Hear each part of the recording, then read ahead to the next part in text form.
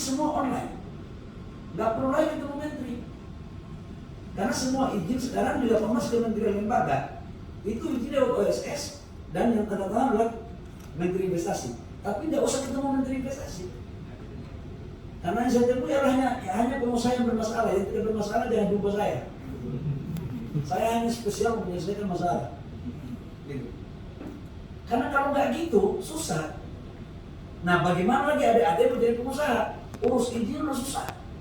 Bagaimana menjadi pengusaha? Maka kemudian UMKM itu kita bikin gratis semua. UMKM itu sertifikat SNI-nya, halalnya, semua gratis. Bahkan itu cuma 30 menit. Yang penting ada signal, langsung keluar otomatis. Itu dari kebijakan investasi. Nah, adik-adik semua, bagaimana sebenarnya kolaborasi investasi? Saya punya kebijakan. Setiap investasi yang masuk ke daerah, wajib dia berkolaborasi dengan pengusaha daerah dan UMKM daerah. Wajib. Kenapa? Kalau enggak, yang menguasai ekonomi itu lu lagi. Akhirnya, saya membuat anekdot di depan Pak Jokowi bahwa Presiden reformasi itu melahirkan konsensus dua hal. Satu adalah persoalan politik, yang kedua persoalan ekonomi. Politik, Presiden sudah berganti, Menteri sudah berganti, anggota DPR sudah berganti, Bupati Wali Kota sudah berganti. Yang tidak berganti itu konglomerat, itu aja bilang.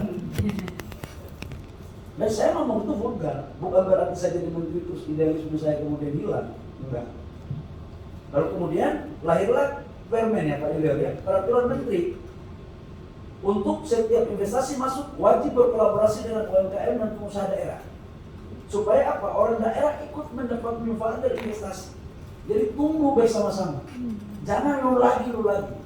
Itu baru bisa kita sharing untuk melahirkan konglomerat baru. Kalau tidak, kalian setelah dari PPI pulang bermimpi dari politik, sementara biaya politik tinggi. Kalau nggak jadi karyawan, kalau aktif jadi karyawan pemberontak. Iya. Andai kan pun tidak berontak, moodnya hilang gitu. Macam-macam lagi. Gitu. Iya. Saya pernah jadi karyawan soalnya. Saya itu belum menikah man, sudah belum ya. Saya itu udah punya gaji 60 juta waktu menjadi karyawan. Saya kerja 1 tahun saya berhenti. Kenapa? Saya nggak mau diperintah-perintah. Memang tugas saya itu memerintah aja. Waktu itu kan disenat kan kerjaan kita menguliti orang aja. Nah, ini ada semua. Sekarang UMKM kita protek. Supaya kalian punya data juga nih. Waktu tahun 98 krisis yang menyelamatkan Ibu Pertiwi dari kesakitan ekonomi itu bukan konglomerat, bukan konglomerasi. Sebagian besar mereka itu melarikan diri bahkan memilihkan diri. Itu di saat 98 itu defisit ekonomi kita 13%, inflasi kita 88%, cadangan devisa kita 17 miliar US dollar. Kayak Pontius cari lain semua di pengusaha besar. Maka UMKM lah yang menjadi penyelamat ekonomi kita. Tetapi apa yang terjadi? UMKM ini nggak diperhatikan baik secara maksimal oleh negara, jujur aja. Apa ukurannya? Total unit usaha 100% itu 99,3% itu UMKM. GDP kita kontribusinya 61% itu UMKM. Lapangan pekerjaan 131 juta orang, dari 131 juta itu 120 juta itu UMKM. Tapi tahu berapa kredit yang UMKM dapatkan? Kredit lending, bank mengeluarkan kredit di nasabah, di umum itu totalnya itu 6,100 triliun. Kredit untuk luar negeri itu 300 triliun. Di dalam negeri itu tinggal 5.800 triliun. Tahu UMKM berapa? Hanya 1.127 triliun, tidak lebih dari 20%. Itu kemudian kita dorong kepada Presiden. Saya bilang, Pak, minimal 30% kredit lending kasih ke UMKM. Karena bagi saya, UMKM itu adalah generasi-generasi yang ada di pelosok-pelosok pedesaan pelosok kecamatan, pelosok kabupaten, kota dan provinsi. Sehingga kekuatan ekonomi kita itu dia berimbang lurus. Tidak hanya dikuasai segmentasi khusus. Nah ini ada semua. Jadi kita ini sudah pada posisi yang jalan yang benar untuk ekonomi Indonesia. Kemudian kebijakan investasi ke depan bagaimana? Kebijakan investasi ke depan itu adalah hilirisasi. Ada semua, ini saya mau sampaikan transformasi ekonomi dan negara maju. Sekarang pendapatan per kapita kita $4.500. Kita harus minimal $10.000 sampai dengan $12.000. Kalau sekarang ini sampai ayam tumbuh gigi pun tidak bisa kita jual. Maka pola yang dipakai adalah harus melakukan transformasi ekonomi hilirisasi. Tahun kemarin kita menyetop ekspor nikel. Apa manfaatnya?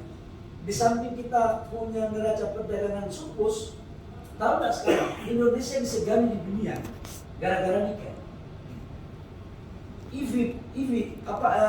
Mobil listrik, komponen mobil listrik itu 40% itu adalah baterai, 60% mobilnya. Baterai itu bahan bakunya nikel. Di Indonesia dari total cadangan nikel dunia di Indonesia itu 26%. Ada 4 bahan baku yang di baterai mobil itu: nikel, mangan, kobalt, litium. Yang kita nggak punya itu litium. Litium itu di Australia. Mangan punya, kobalt punya, nikel punya. Saya begitu menyetop ekspor, kita dibawa ke WTO di Eropa, dibawa kita oleh Prancis dan beberapa negara Eropa. Saya sampaikan kepada Pak Presiden, Pak, Indonesia sudah merdeka dan tidak usah kita pusing. Dan yang menyetop pertama ekspor nikel itu kami di Kementerian Investasi. Harusnya 2020 Januari saya nyetop di Oktober 2019. Ributlah orang semua. Apa sekarang terjadi ada semua? Indonesia akan menjadi salah satu negara pemain baterai mobil terbesar di dunia hari ini. Ini yang sekarang kita lagi mainkan geoekonomi dan geopolitik. Karena 2030 Eropa 70% mobilnya sudah pakai listrik. Hampir semua dunia, karena orang sudah bicara tentang green. Orang akan meninggalkan fosil, orang akan meninggalkan batu bara. Nah, di Eropa atau di belahan dunia lain tahu Indonesia itu kan lebih banyak tahunya Bali. Karena apa? Karena sistem ekspor kita antara zaman VOC dengan sekarang itu beda-beda tipis. Karena tidak benar kita menciptakan nilai tambah. Nah kemudian kita cari investornya, sekalipun pada saat saya jadi kepala BKPM itu bahasa Inggris saya kayak kepala gitu. Jadi ternyata bahasa Inggris itu nggak menjamin untuk orang bisa mengurus investasi. Yang paling penting itu leadership. Kan banyak juga di sini yang bagian-bagian bahasa Inggris. Saya sering katakan ke mereka, kalau memang harus pintar bahasa Inggris, nggak usah jadi menteri investasi, jadi guru bahasa Inggris saja. Gitu. Nah, ada semua. Apa yang terjadi sekarang? Kita memainkan peran pemain baterai mobil terbesar di dunia itu. Satu adalah CATL, yang kedua adalah LG. Ini sekarang mereka kerjasama sama Indonesia. LG itu 142 triliun. Ini Korea, konsorsium Korea kerjasama sama BUMN. Kemudian CATL itu 5,2 bilion US dollar, 70 triliun. Dan ini sudah jalan. Pabrik mobil listriknya sudah produksi dan sekarang sudah diekspor. Itu pertama di Asia Tenggara. Ada semua. Nah sekarang kita kocok lagi, Eropa kita mainkan dia, kita adu mereka. Selama ini kan mereka adu Indonesia, sekarang kita adu mereka. VW sama BASF itu akan masuk ke Indonesia. Kemudian Amerika punya ada 2 perusahaan yang akan masuk.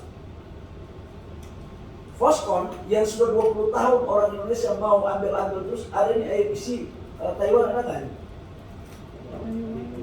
Fauzi ada nggak Fauzi? Oh bagus.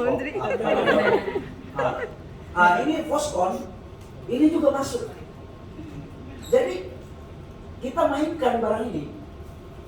Nah kalau Indonesia pada posisi seperti itu dari dulu, clear. Tapi memang menteri-menteri kita dulu pintar-pintar, tapi pintarnya konsep. Sementara menghadapi mereka ini kan bajingan loncat semua ini. Jadi kalau nggak punya ilmu lapangan, susah. Nah, kebetulan menteri-menterinya Pak Jokowi sekarang di ekonomi, itu semua pelaku usaha yang dulu kerjanya menaklukkan pejabat terus kan gitu.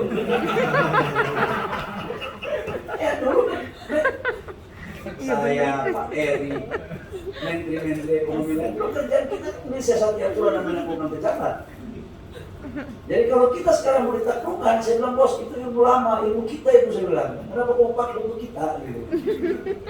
Jadi Indonesia ini akan maju kalau dipimpin oleh orang-orang yang secara akademiknya bagus, punya nasionalisme, tapi juga punya pengalaman lapangan. Itu baru dia bisa meng-grade. Supaya sebelum orang menipu kita sudah tahu arah tipuannya kemana. Kalau yang kuliah IP 3,54 ini kan kalian nggak tahu bagaimana cara orang menipu kalian kan gitu. Biasanya tukang kerja begitu IP 2,7 itu.